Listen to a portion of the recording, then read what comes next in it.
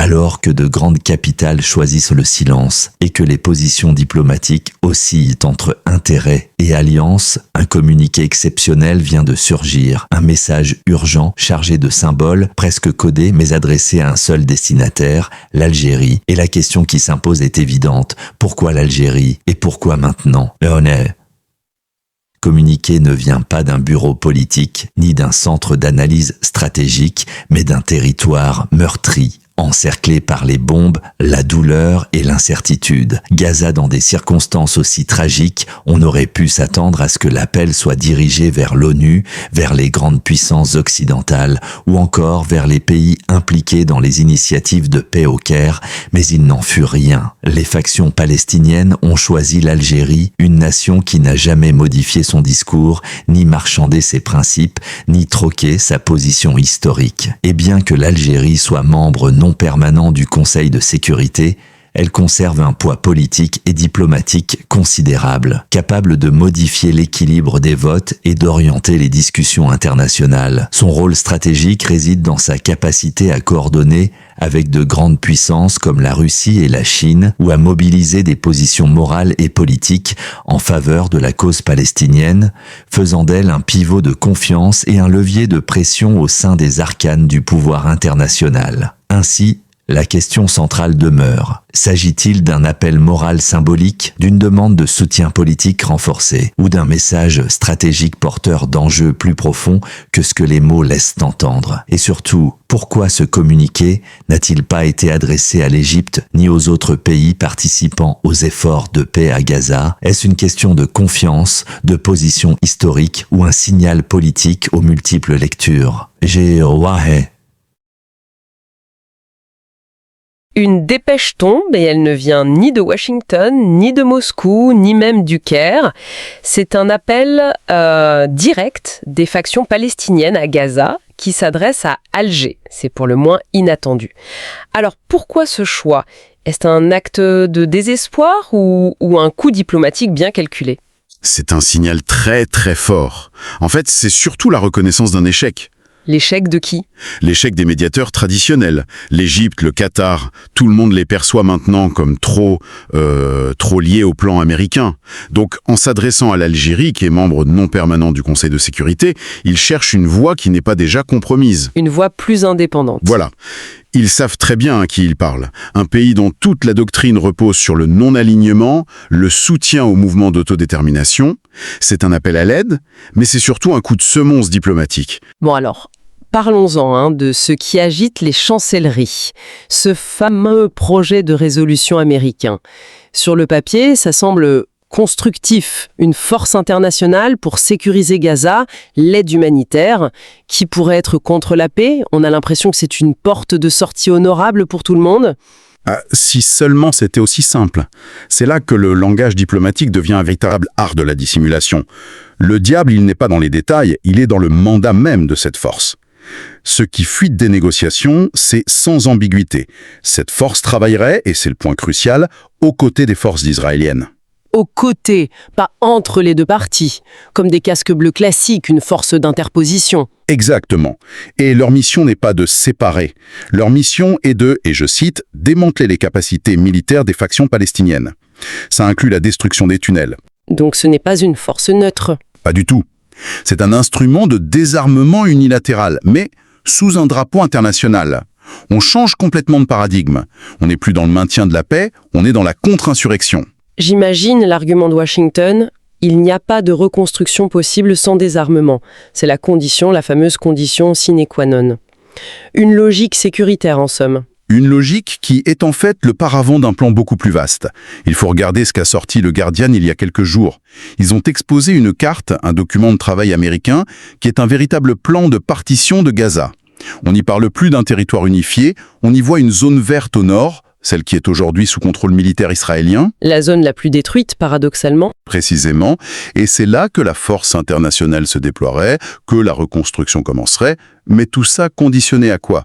À la reddition et au désarmement total des combattants qui sont dans cette zone. C'est une prime à la collaboration. D'accord. Et pour le sud, là où s'entasse la majorité de la population déplacée? C'est la zone rouge, laissée à l'abandon, bouclée, isolée, sans aide massive. On crée de facto un Bantoustan, le nom est fort, mais c'est ça, un territoire non souverain, étranglé économiquement, et pour administrer tout ça, le plan parle d'un conseil de la paix, composé majoritairement d'étrangers. C'est une mise sous tutelle qui ne dit pas son nom. On ne parle plus de souveraineté, on parle d'administration coloniale moderne. C'est un tableau clinique presque terrifiant. Mais ce qui est le plus déroutant dans tout ça, c'est la liste des soutiens. On ne parle pas que des Occidentaux. On trouve le Qatar, l'Égypte, l'Arabie Saoudite, la Turquie. Des pays qu'on présente comme les défenseurs de la cause palestinienne. S'ils acceptent ça, ils doivent bien y trouver un avantage. Lequel ? La concession, ou plutôt l'illusion de la concession, elle tient en une seule petite phrase glissée très habilement dans le texte, une vague référence à un chemin crédible vers un État palestinien. Voilà la carotte diplomatique. Un chemin crédible, c'est le genre de formule qui peut vouloir dire tout et son contraire, c'est volontairement flou, j'imagine. Conditionné à des réformes de l'autorité palestinienne. Mais quelles réformes ? Personne ne le définit. Il n'y a aucun calendrier, aucun mécanisme contraignant. Quand est-ce qu'elles seront jugées suffisantes ? Dans 1 an ? 10 ans ? Jamais. Et qui sera le juge ? Washington, évidemment. C'est une monnaie d'échange parfaite. Ça ne leur coûte rien, ça permet aux capitales arabes de sauver la face, et ça n'engage Israël en rien. Surtout le gouvernement israélien actuel. Et c'est là qu'est tout le cynisme de l'affaire. Pendant que les Américains utilisent cette petite phrase pour allier les soutiens, en Israël, des figures comme Ben Gvir et Smotrich font une pression folle sur Netanyahou pour qu'il la retire. Eux, ils refusent même l'illusion, même la fiction d'un État palestinien. Ça vous donne une idée du fossé entre les discussions à New York et la réalité sur le terrain. Donc, si les puissances régionales sont neutralisées, tout repose sur l'Algérie au Conseil de sécurité. C'est un combat de David contre Goliath. Ils n'ont pas de droit de veto. Absolument. Leur seule stratégie possible, c'est de construire une minorité de blocage. Il faut se rappeler comment fonctionne le Conseil. Il faut 9 votes favorables sur 15, sans aucun veto. Alger n'a donc pas besoin d'une majorité. Il faut juste s'assurer que la résolution n'atteigne pas ces 9 oui. Il leur faut donc 7 voix contre ou qui s'abstiennent, ce qui revient au même. C'est ça. On peut compter sur la Russie et la Chine à leur côté. Il leur manque donc 4 voix. La bataille diplomatique, elle se joue là, maintenant, dans les couloirs de l'ONU. Alger doit convaincre les autres membres non permanents, les Africains, les Latino-Américains. C'est un travail d'orfèvre. Et pour convaincre, j'imagine qu'ils proposent une alternative. On ne bloque pas juste pour le plaisir de bloquer. Ils ont été très réactifs. Une contre-proposition a été poussée via Moscou pour lui donner plus de poids. Un texte qui, lui, revient aux fondamentaux. Il parle d'une vraie force de séparation, qui soit neutre. Il exige le retrait israélien. Il ne mentionne pas le désarmement unilatéral, mais un cessez-le-feu global. Et une reconstruction pour tous, sans zone verte ou rouge. Une approche classique, en somme. Et la réception ? Glaciale. Un silence radio total des mêmes capitales arabes qui soutiennent le projet de Washington. Pas un seul soutien public. Ça montre à quel point les lignes sont déjà figées. Mais alors, pourquoi ne pas simplement compter sur un veto de la Russie ou de la Chine ? Ce serait plus simple, non ? Plus direct pour tuer le projet ? Parce que le veto, c'est l'arme nucléaire diplomatique. On ne l'utilise qu'en dernier recours, quand des intérêts vitaux sont en jeu. Et là, il faut être pragmatique. Les intérêts commerciaux de Pékin et Moscou avec les États-Unis, avec les pays du Golfe, sont immenses. Ils ne vont pas risquer une crise majeure pour une cause que les principaux acteurs régionaux semblent déjà avoir abandonnée. Ils ne seront pas plus royalistes que le roi.